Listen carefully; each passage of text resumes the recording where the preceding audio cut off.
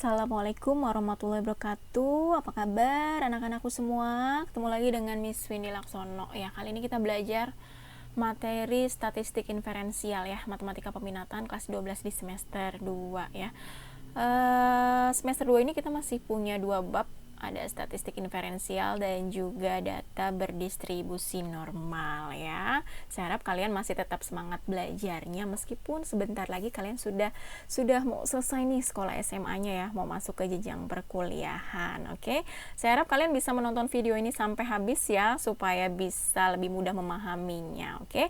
Namun sebelum saya lanjut, bagi yang belum subscribe, kalian bisa subscribe akun Windy Laksono ya, bantu support channel ini supaya terus berkembang. Kalian juga boleh like dan juga share ke teman-teman kalian ya, supaya teman-teman kalian juga bisa sama-sama belajar. Oke, kita lanjut ya. Nah, tentunya kalian sudah nggak asing lagi dong dengan materi statistik. Karena di semester 1 kalian sudah pernah belajar ya, semester 1 matematika wajib untuk materi statistik. Di situ kalian belajar apa aja di sana? Ada menghitung nilai rata-rata ya atau min. Lalu ada apa lagi? Ada modus, ada median gitu ya, ada varian, ada simpangan baku dan lain sebagainya. Nah, ini kita flashback sejenak ya. Di sini ada data siswa kelas 12 MIA 3 ya. Di sini ada Ajeng, Amanda, Ananda sampai Vira ya. Ini ada 36 siswa ya. Nah, ketika kalian ingin menghitung nilai rata-rata atau rata-rata nilai ulangan mereka, maka hal yang harus kalian lakukan adalah apa ya? Misalkan kalian harus tahu dong satu persatu nilai ulangan siswa-siswa ini kan, nilainya Ajeng berapa, nilainya Amanda berapa, Amanda, Ananda, dan semuanya nilainya berapa ya. Lalu setelah itu gimana? Kalian jumlahkan kan. Kalau masih ada yang lupa karena kemarin kalian sempat ada libur ya, kalian boleh scroll lagi video sebelumnya, materi statistik, gimana caranya mencari nilai rata-rata ya, baik itu ada rata-rata, data tunggal, dan juga data kelompok. Oke. Untuk rata-rata kalian harus menjumlahkan ya. Misalkan untuk Ajeng ini dia datanya X1 ya, nomor absen 1, terus juga Amanda di sini nomor absen 2, lalu ditambahkan X3 sampai berapa di sini? Semua siswanya ada 36. Jadi sampai ke datum yang 36. Kalian jumlahkan semua nilai ulangannya lalu dibagi dengan berapa? Dibagi dengan seluruh siswa di kelas 12 MIA 3 ya, ada 36 siswa. Nah, dari sini anggap aja kalian sudah dapat nilainya gitu ya. Dari sini kalian dapat rata-rata nilai ulangan kelas 12 MIA 3. Nah, rata-rata perhitungan seperti ini kalian pelajari di statistik deskriptif ya.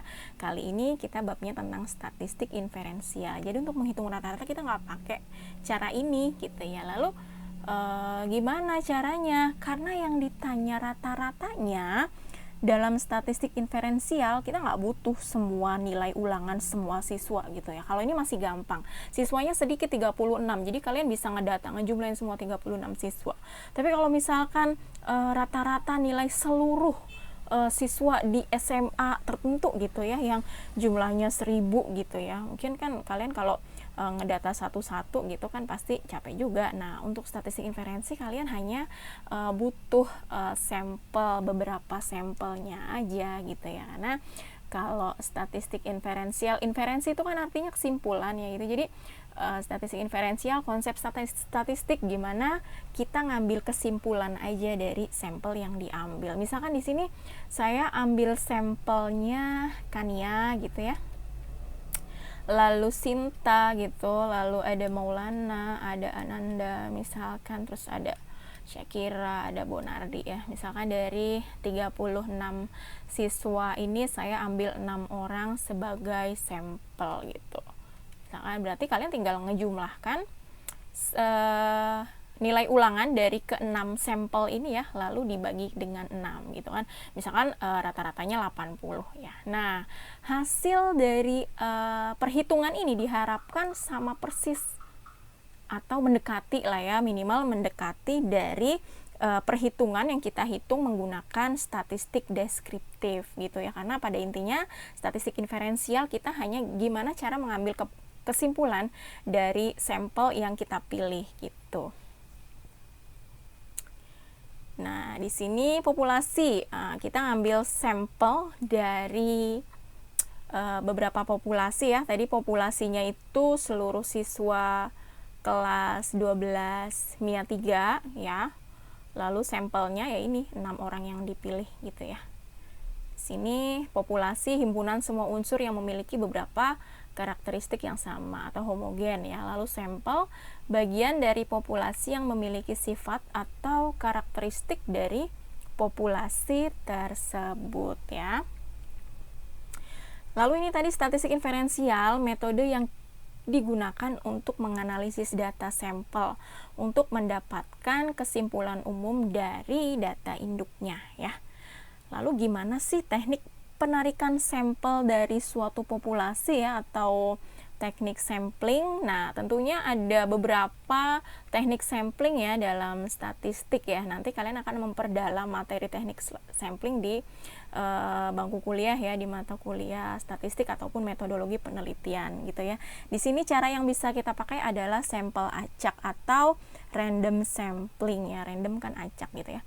Jadi ciri-cirinya itu setiap anggota populasi mempunyai peluang yang sama untuk menjadi sampel. Nah, tadi di sini misalkan saya pilih Ananda, saya pilih Maulana, saya pilih Kania, saya pilih Bonardi, saya pilih Syakira, saya pilih Sinta. Nah, mereka ini semua punya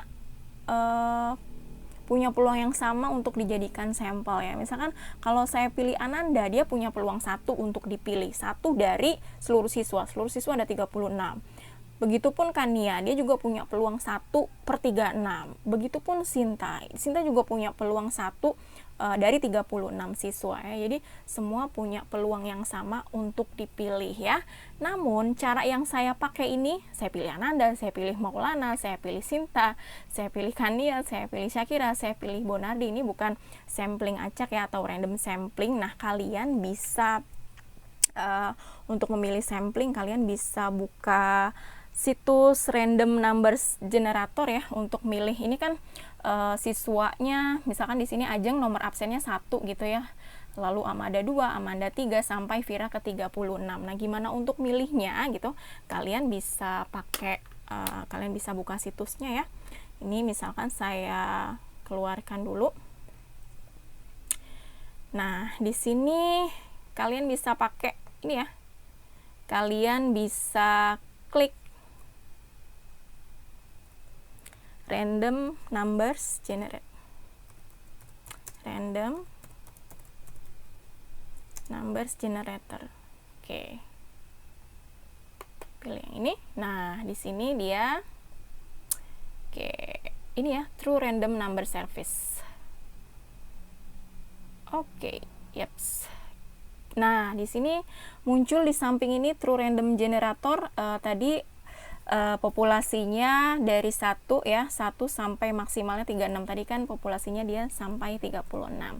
Kalian bisa klik generate, klik. Nah, lalu kita lihat hasil yang didapatkan di sini 25. Nah, di sini saya sudah bikin di Excel ya untuk nilai-nilai nilai ulangan siswa-siswa. Tadi dapat hasil 25 ya, maksudnya itu dia nomor absen yang 25 ya. Jadi dari 1 sampai 36 kita pilih yang si nomor absen 25. Di sini Monik ya. Nilainya 88, kita bisa bikin di kolom sebelahnya. Lalu kita balik lagi. Ini sampel yang pertama ya. Kita balik lagi tadi. Lalu kita klik generate lagi. Nah, di sini yang muncul 3 berarti nomor absen 3 ya. Kita ke atas, nomor absen 3 siapa? Di sini ada Amanda, nilainya 86, kita pilih lagi. Sampel yang kedua ya, lalu kita generate lagi. Di sini resultnya 10, berarti absen yang 10 Dela, nilainya 85 ya. Lalu ini sampel yang ketiga, kita generate lagi. Di sini nomor absen yang ke-30. Yang ke-30 siapa? Yang ke-30 ada Rahmat Maruli, nilainya 84 ya. Ini berapa tadi tuh? Yang keempat ya. Lalu kita generate lagi. Di sini nilai 22, kita dapat nomor urut absen 22. Di sini Michael, nilainya 80. Nah, ini sampling yang kelima, lalu sampling yang keenam kita generate lagi. 20, nomor absen yang ke-20 siapa? Di sini ada Malida, nilainya 85 ya. Sudah kan, di sini sudah 6 ya. Coba kita hitung lagi. Nah, di sini 1 2 3 4 5 6. Oke, sudah 6. Nah, kalau misalkan kalian punya datumnya sedikit, ini kan ada 36 datum ya. 36 nilai ulangan. Untuk menghitung nilai rata-rata dengan statistik deskriptif tentunya tidak sulit gitu ya. Tapi kalau misalkan datanya banyak, nah kalian bisa populasinya besar, kalian bisa ambil sampelnya saja. Nah, ini untuk rata-rata nilai ketika kita hitung pakai statistik deskriptif ya.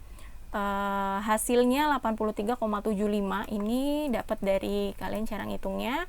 Mungkin bagi yang belum bisa, kalian bisa klik sama dengan, lalu sum kurung buka, kalian jumlahkan, kalian bisa blok semua nilai nih ya, dari atas sampai bawah nih. Oke, sampai sini ya. Lalu tutup kurung, lalu dibagi dengan banyaknya siswa tadi ada 36 ya, jadi garis miring 36. Lalu enter. Nah, kita dapat di sini rata-ratanya 83,75. Ini kalau perhitungan secara deskriptif ya. Lalu gimana untuk perhitungan dengan statistik inferensi? Nah, kita ke kolom sebelahnya. Di sini populasinya tadi 36 siswa. Lalu sampel yang saya ambil ada 6 ya. Lalu gimana ngitung minnya, rata-ratanya sama ya. Ini kita klik sama dengan sum kurung buka, tadi kan ada 6 nilainya, ini kamu bold aja yang 6 nilai ini. Nah, sampai sini ya. Oke.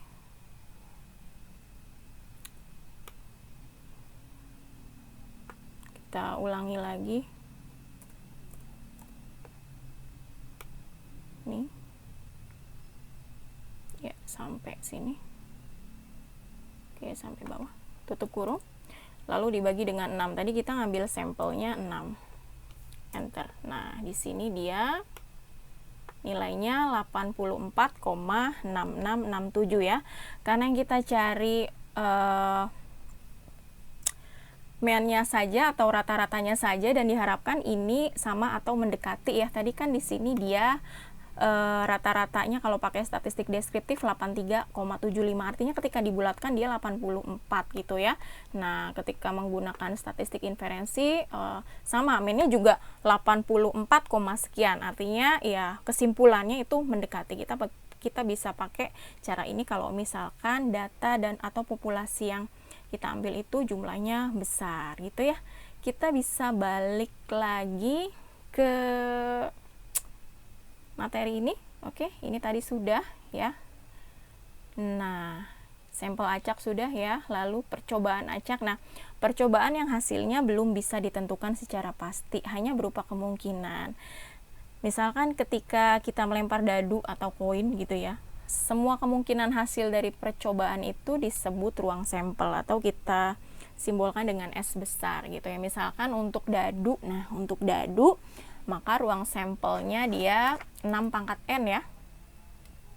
Lalu untuk koin dia ruang sampelnya 2 ya, karena kalau misalkan dadu kan dia mata dadu ada dari 1 sampai 6 ya. Jadi misalkan yang dilempar 1 buah mata dadu maka ruang sampelnya 6. Ketika yang dilempar 2 mata dadu maka ruang sampelnya 6 pangkat 2 gitu ya. Lalu koin atau uang logam, dia misalkan uang logam atau koin 1000-an, satu sisinya dia angka 1000 ya, lalu satu sisi yang lainnya dia bentuknya gambar. Jadi kemungkinan ruang sampel yang muncul adalah angka atau gambar gitu. Jadi ada 2, ketika uang logamnya 2 ya dia 2 pangkat 2 ruang sampelnya gitu ya. Kita lanjut. Nah, di sini ada variabel acak diskrit. Apa sih variabel acak diskrit ya? Variabel yang nilainya ditentukan berdasarkan hasil suatu percobaan. biasanya disimbolkan dengan X, ya, X besar. Kita lanjut ke slide berikutnya. Di sini saya mau ganti dulu. Sorry, sebentar. Saya mau ganti penanya dulu. Nah, di sini ada tersaji tabel distribusi probabilitas ya, atau tabel peluang di sini. Kemungkinan munculnya mata dadu 1 sampai dengan 6 gitu ya. Misalkan di sini munculnya mata dadu 1, maka peluangnya ya 1/6. Kan tadi kalau misalkan sebuah mata dadu, maka dia ruang sampelnya 6 ya. Muncul mata dadu 1 ya 1/6 gitu ya. Muncul mata dadu 2 juga sama, 1/6. Munculnya mata dadu 3 1/6. Munculnya mata dadu 4 1/6 sama. Munculnya mata dadu 5 juga 1/6. Peluang munculnya mata dadu 6 juga 1/6 ya. Tadi sebelumnya variabel acak diskrit dia disimbolkan dengan X ya nih. Variabel yang nilainya ditentukan berdasarkan hasil suatu percobaan ya. Di sini berarti ketika kita melemparkan dadu, mencoba melemparkan dadu, maka kemungkinan yang muncul bisa mata dadu 1 ya, bisa mata dadu 2, bisa mata dadu 3, bisa mata dadu 4, bisa mata dadu 5, bisa mata dadu 6. Nah, semua kemungkinan ini dia mempunyai peluang yang sama ya. Muncul mata dadu 1 1/6, sampai 6 pun juga peluangnya 1/6. Nah, ini dari distribusi probabilitas ini, peluang munculnya variabel ini ketika dijumlahkan dia akan menghasilkan 1 ya. Jadi sigma, ini I-nya dari 1 sampai N, tadi dia peluang variabel X, ketika dijumlahkan dia menghasilkan nilai 1 ya. Jadi di sini dia berapa? 1/6 ditambah 1/6 ditambah 1/6, ada 6 kali ya. Ditambah 1/6 ditambah 1/6, berapa jadinya? 6/6 sama dengan 1 ya. Ini kan disingkat, misalkan peluang munculnya apa di sini, misalkan ini bisa disingkat ya, misalkan peluang munculnya mata dadu 1 gitu, berapa di sini? 1/6. Ini lebih singkat kan daripada harus nulis peluang misalkan munculnya bla bla bla bla gitu kan, kepanjangan. Jadi kita pakai simbol yang supaya lebih apa ya, di sini lebih sistematis penulisannya. Oke, jadi ketika dijumlahkan dia bernilai 1. Oke, kita lanjut ke berikutnya.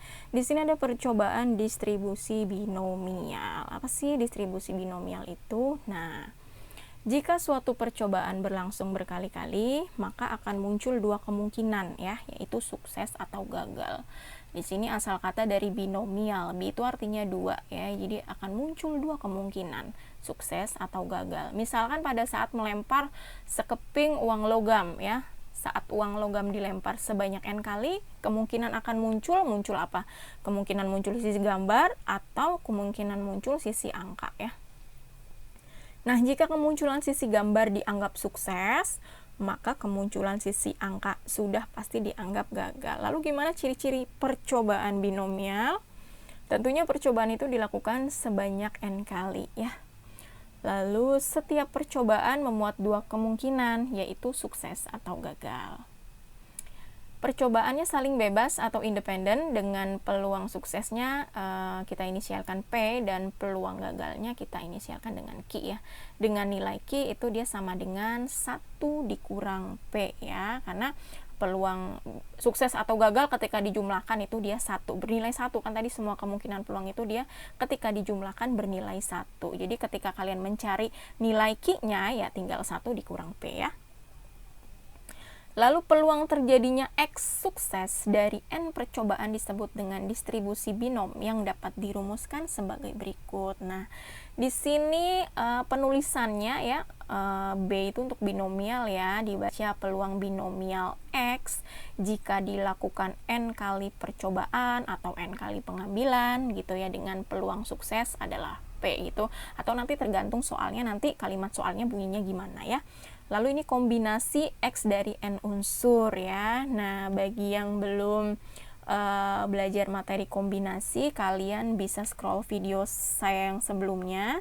Ada video tentang konsep kombinasi dan juga contoh soal kombinasi. Alangkah baiknya kalian pelajari video tersebut ya, supaya nanti untuk mengerjakan yang ini lebih mudah dimengertinya ya. Lalu P-nya peluang sukses dan Q-nya peluang gagal, N-nya banyak percobaan. Nah, ini dia N faktorial sama. Untuk faktorial juga ada di materi di video sebelumnya di aturan pencacahan. Jadi, silakan kalian buka ya. Baik, kita lanjut ke contoh soal ya, tapi di video berikutnya, oke?